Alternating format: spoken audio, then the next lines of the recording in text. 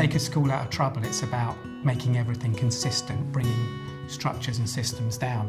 When you're moving a school towards outstanding, it's about letting go again and being more creative and varied. And I guess that's one of the reasons why we were really attracted to the iPad as a vehicle to moving the school to the next level. It's not always about what students do in lessons, but rather these days I find it's more about what they're not doing out of lessons. So we used iPads to target this area. Our department wanted to make a resource that was so accessible that every student could engage with it at some level.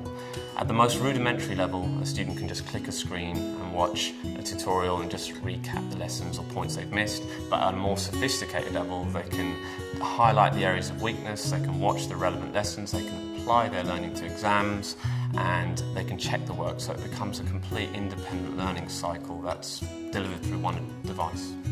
The biggest transformation that we've had in maths in the year has been using iTunes U. The students, each term, they get a scheme of work. The scheme of work is a lesson by lesson, effectively. We have how-to videos on it, we have practice questions and answers, we have consolidation material. iTunes U has developed the teaching in a school because our students are now able to become more independent. They're able to access the resources at their own free will at home. They're able to look at the whole course spread out either for the term or for the whole year.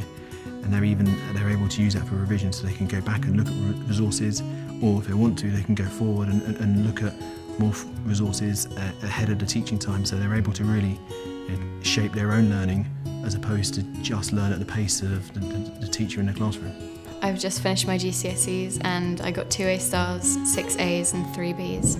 I think the iPads were great for my revision because if I didn't understand something or I wanted to look at something in more depth, I could go on the internet and I could always email my teachers at any time. They gave us a lot more freedom with what we could do and different ways in which we could learn, whereas if we didn't have them, it would all be sort of in the classroom or on our own. iTunes U has given the teachers the power to give the students that bigger picture, that they can really understand why they're studying that course, and at the same time allow students to become really independent like we've never seen before.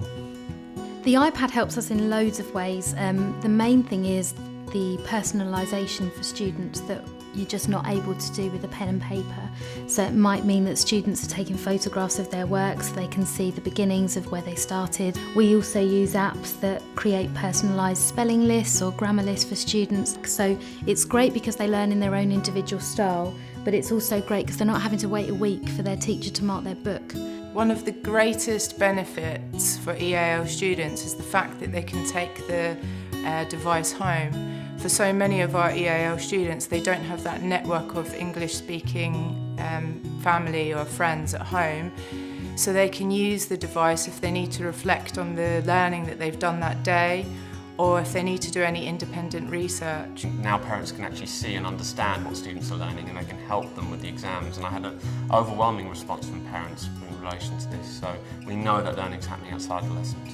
After the first year of working one-to-one with iPads, we've experienced some significant gains. If we talk about the pupil premium students, our economically most disadvantaged students, we've experienced in this year's GCSE results that they've made much faster progress in English and maths than ever before. In fact, the gap has reduced by a third in 1 year.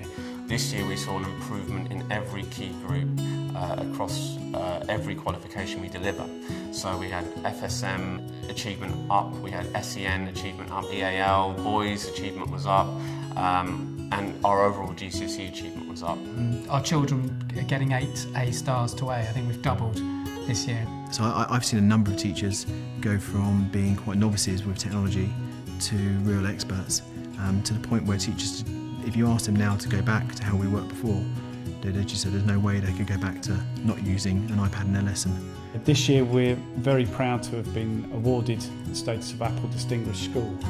Apple produce benchmarks for schools that are working one-to-one with their technology across the range of areas of the school's operation, from curriculum design to vision, leadership.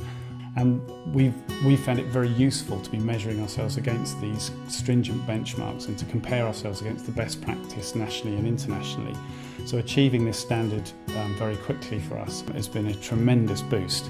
I think what's exciting for the future is that our students now have a platform within which they can learn without just geographically having the barriers of this school building, and they can work now in collaboration with children across the world. So we're developing partnerships with schools internationally so that students on a routine basis can share their work, share their thoughts, share their learning with children the same age.